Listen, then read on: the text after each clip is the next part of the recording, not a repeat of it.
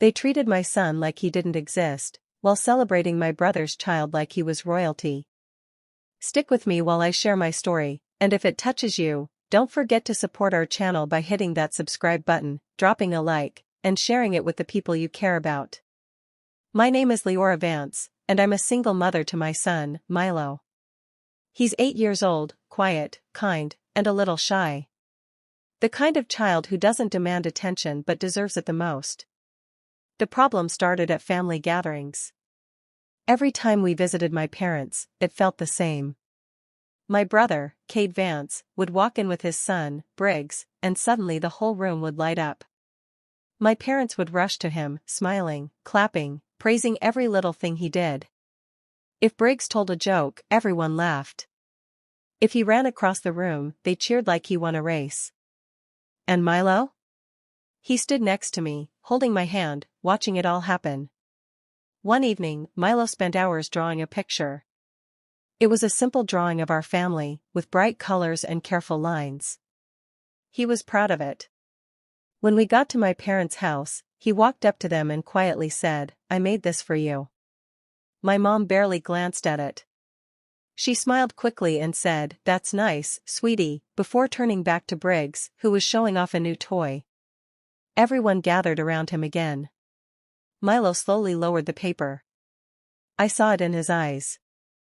That small moment broke something in him. Later that night, as I tucked him into bed, he looked at me and asked softly, "Mom, why don't they clap for me too?" I didn't have an answer. I just held him close, feeling the weight of a truth I had tried to ignore for too long. My son wasn't invisible. But to my family, he might as well have been. The next weekend, we went to my parents' house for dinner again. I told myself maybe things would feel different this time. Maybe I was overthinking it before. As soon as we walked in, I saw a pile of gift boxes on the table. Bright wrapping, big ribbons, all for Briggs. My mom called him over with excitement, and everyone gathered around as he started opening them one by one. Each time he tore the paper, there were cheers, loud praise, and laughter filling the room. Milo stood beside me, quiet as always, watching everything without saying a word. After a while, he reached into his small backpack and pulled out a folded paper. He had worked on it all morning. It was another drawing, neat and careful. This time, he even wrote their names at the top in his best handwriting. He walked up slowly and handed it to my dad. My dad glanced at it for barely a second. "Oh, that's good," he said in a flat tone, then placed it on the table without really looking. No smile, no questions, nothing more. At that exact moment, Briggs showed off another gift, and the attention shifted right back to him like Milo had never been there. I felt something tighten in my chest. Then Cade laughed lightly and said, "Milo's just too quiet. Kids like Briggs stand out more." It sounded casual, but it didn't sit right with me. I looked at my parents, expecting at least a small correction, but my mom simply nodded and said, "That's true. Some kids just have bigger personalities." I stayed silent, but inside, something became very clear. This wasn't random. It wasn't about mood or timing. It wasn't even about the gifts. They were choosing who mattered more. And for the first time, I stopped making excuses for them. A few weeks later, Milo's school held a small talent event. It wasn't a big show, just students sharing what they loved. Milo had been practicing the piano for months, and this was the first time he agreed to play in front of others. He was nervous but excited. I called my parents and Cade days before. I told them how much it would mean to him if they came. They all said yes without hesitation. My mom even said she wouldn't miss it for anything. On the day of the event, Milo kept looking toward the entrance before it even started. Every time the door opened, his eyes lit up for a second, then slowly dimmed when it wasn't them. I told him they were probably just running late. When his turn came, he walked onto the stage, small and tense, but determined. The lights were soft, and the room was quiet. I sat in the front row, smiling at him, trying to give him all the support I could. But behind me, there were empty seats. Seats that were supposed to be filled by his family. He started playing. His hands shook at first, but he kept going. Each note grew steadier. It was beautiful, soft, careful, full of effort. I could see how much this moment meant to him.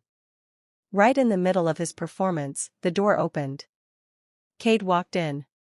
For a second, I felt relief. At least someone came. But he didn't sit properly or watch. He stayed near the back, checking his watch, distracted. When Milo finished, there was polite applause from the audience. I stood and clapped harder than anyone. Cade gave a quick clap too, then leaned toward me and said, "I can't stay. Briggs has a baseball game." And just like that, he left. Milo saw him go. After everything ended, Milo walked up to me. His face looked calm at first, but then his eyes filled with tears he couldn't hold back anymore. "They didn't come," he whispered. I hugged him tightly, but this time I couldn't pretend anymore. This wasn't about being busy. They were making a choice. And it was never him. Not long after that, Cade threw a big birthday party for Briggs. It was held at a rented place with decorations everywhere, a huge cake, and more guests than I could count. Music was loud, kids were running around, and my parents were right at the center of it all, smiling like this was the most important day of the year. Milo stayed close to me the whole time. He watched as Briggs opened box after box, each one more expensive than the last. People cheered, took pictures, and kept telling him how special he was. I tried to keep Milo distracted, but I could tell he was taking everything in. A few weeks passed, and Milo's birthday came. I didn't expect anything big from my family, but I thought at least they would remember. The day went by quietly. No calls, no messages, nothing. That evening, I finally called my mom. I kept my voice calm and reminded her what day it was. There was a pause on the other end before she said, "Oh, we've been busy." Later, I mentioned it to Cade. He shrugged like it didn't matter and said, "We didn't think it was a big deal." He didn't know Milo was standing nearby. I saw the moment those words landed. Milo froze, then slowly looked down at the floor. He didn't say anything. He just walked to his room without making a sound. That silence hurt more than anything else. That night, I sat beside him as he lay in bed. The room was dim, and he held on to his blanket like he needed something to hold him together. After a long pause, he asked in a small voice, "Did I do something wrong?" My heart broke right there. I shook my head and told him no, but the damage was already done. As I watched him close his eyes, I made a quiet promise to myself. I wasn't going to let this continue. No more excuses. No more waiting for them to change. This ended now. After that night, I decided to change things. I stopped going to family gatherings. No more dinners at my parents' house, no more weekend visits. I realized every trip left Milo feeling smaller, and I wasn't going to let that continue. Instead, I focused all my energy on him. We spent more time together at home, exploring his interests, reading books, and working on school projects. I encouraged him to try things he loved without worrying about anyone else's approval. One day, I signed him up for advanced piano classes. He had always been talented, but now he had a place where his effort and skill mattered. The teacher noticed his potential right away, and Milo began to shine in ways I hadn't seen before. He practiced with joy, and his confidence grew little by little. We also tried other activities, painting, storytelling, even small science projects at home. Every time he succeeded at something new, I celebrated with him, making sure he knew how proud I was. Slowly, he started to smile more, laugh more, and stand taller. He was learning to trust himself instead of seeking validation from the family who had ignored him for so long. Meanwhile, my absence didn't go unnoticed. My parents and Cade mentioned it occasionally, but not with concern. Their tone was annoyed or complaining, as if I was causing trouble by staying away. They never admitted they had hurt Milo, and they never apologized. I realized their focus had always been on appearances, not love or fairness. Still, I didn't let that stop me. Milo's happiness and growth became my priority. Each day we spent together strengthened our bond, and I saw him transform from a quiet, hesitant boy into someone who believed in himself. For the first time, it felt like we were living on our own terms. No one's opinion could overshadow his achievements or our connection. I finally understood that stepping back from a family that couldn't appreciate him was not just necessary, it was the only way to protect his heart and let him flourish. In that quiet, steady life we built, Milo began to truly bloom. And I knew I had made the right choice. One afternoon, I went to visit my Aunt Marin. We were sitting in her small kitchen, drinking tea, and talking about family memories. The conversation started light, but then she mentioned something that stopped me in my tracks. She casually said, "You know, your parents always treated Cade like he was perfect when he was a kid. Nothing you did ever seemed good enough in their eyes." I froze. I hadn't realized it before, but as she spoke, memories started coming back. Every school award I got as a child, every small success, had been overlooked. Cade had been praised for everything, even things he barely tried at. I remembered the constant comparisons, the way my parents would shrug off my achievements and smile wider at his. It hit me suddenly. This wasn't just Milo. This was a pattern that had been going on for decades. The more I thought about it, the more it made sense. My parents weren't ignoring Milo because of him, they were repeating the same behavior they had always shown. It was a family habit, passed down from one generation to the next, a cycle of favoritism that left the quieter, gentler ones feeling invisible. I looked at Milo sleeping that night and felt a mix of anger and sadness. He hadn't done anything wrong. He was just another child in a long line of kids who weren't enough for them. For years, I had hoped my family would change, that maybe love and effort could fix things. But now it was clear. This wasn't about mistakes or misunderstanding. This was a toxic way of thinking that my parents had carried their whole lives, and now it was reaching the next generation. The truth was hard to swallow, but it gave me clarity. Milo's struggles weren't his fault, and I couldn't let their history hurt him anymore. I had to protect him, guide him, and make sure he knew his worth, even if the people who were supposed to love him the most never did. For the first time, I understood the depth of what we were facing, and I knew I had to act differently. This cycle would end with us. Over the next few years, Milo changed in ways that amazed me. He practiced piano every day, not because anyone demanded it, but because he loved it. His dedication paid off. Slowly, he started winning small competitions, then bigger ones. Each trophy, each certificate, became a quiet celebration of his talent and hard work. At school, teachers began to notice him. He was no longer the shy, quiet boy who faded into the background. His classmates looked up to him, impressed by both his skill and his confidence. He even started helping younger students learn, and I could see the pride in his eyes every time someone succeeded because of his guidance. Outside of school, our life became steady. I focused on giving him a safe, loving environment where he could grow without fear of being overlooked. I found stable work that allowed us to live comfortably, and our home was filled with music, laughter, and a sense of security. Milo had room to breathe and develop, and he flourished in ways that would never have been possible if we stayed trapped in the cycle of favoritism. Meanwhile, I heard occasional updates about Briggs through my parents. He had grown older, but nothing about him had changed. He still expected attention and praise for every small action, and it seemed that the world, including my parents, continued to give it to him without question.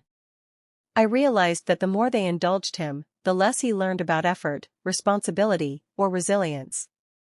Milo, on the other hand, was learning all of these lessons naturally, and it made me proud in a way that no one else could ever match. The difference between the two boys was clear, not in gifts or applause, but in character. Milo's talent and determination were real. His confidence came from effort and achievement, not from favoritism or flattery. And as I watched him grow, I understood something deeply. By stepping away from my family and focusing on him, I had given Milo the chance to become exactly who he was meant to be. For the first time, I felt completely certain that we were on the right path, And nothing could take that away. Years later, out of the blue, my parents and Kate started calling and messaging. At first, I ignored them. I didn't need empty words or false apologies. But then Kate sent an invitation to a family reunion. He made it sound casual, like they had always been supportive and proud of Milo. I could tell Milo noticed my hesitation. He asked, "Do you think they'll come?" I wanted to protect him, but I also wanted him to understand the truth about people who hurt you. The day of the reunion arrived. They showed up, smiling and hugging each other like they had been part of Milo's journey all along. My parents kept praising Milo in front of everyone, telling stories about his achievements as if they had encouraged him from the beginning. Kate kept looking at me, waiting for a reaction. I stayed calm, watching them carefully. I could see through their act immediately. Their pride wasn't real. It wasn't about Milo's talent, it was about being seen in the right place at the right time, taking credit without effort. Milo, however, had changed a lot since the last time we had seen them. He had grown in confidence and self-respect. He listened politely to their words, smiled when appropriate, and tried to enjoy the reunion without letting their presence affect him too much. Still, I noticed the confusion in his eyes. He wanted them to care, wanted to believe they had changed. I held his hand, letting him feel my support. I wanted him to know that real love and pride come from those who stand by you through hard times, not those who suddenly appear when it's convenient. Throughout the afternoon, they continued trying to impress everyone, showing attention to Milo as if they had been there all along. I didn't say a word. But Milo began to understand the difference between genuine care and performance. He was learning an important lesson in dignity and self-worth. By the end of the day, I felt a strange sense of calm. Milo had grown stronger, wiser, and more independent. Their arrival no longer had the power to hurt us. We had built a life on honesty, love, and effort, and no staged reunion could ever change that. During the reunion, my parents and Kate kept praising Briggs, showing off every small achievement of his. Then, as if rehearsed, they turned their attention to Milo, trying to include him in the same conversation, patting him on the shoulder and talking about how talented he had become.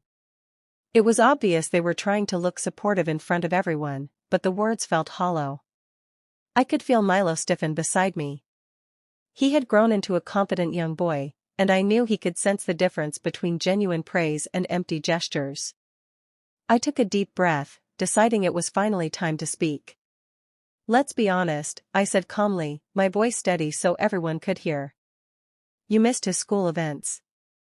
You ignored his birthdays. You acted like he didn't exist when he needed you the most." I paused, letting the words sink in. The room went quiet. They looked at me in surprise, clearly not expecting to be called out. I continued, my gaze firm. "You don't get to celebrate him now, in front of everyone, when you turned your backs on him before. Milo didn't grow up because of you. He grew up despite you." Milo stayed silent, but I could see his eyes. There was relief, and maybe a little pride.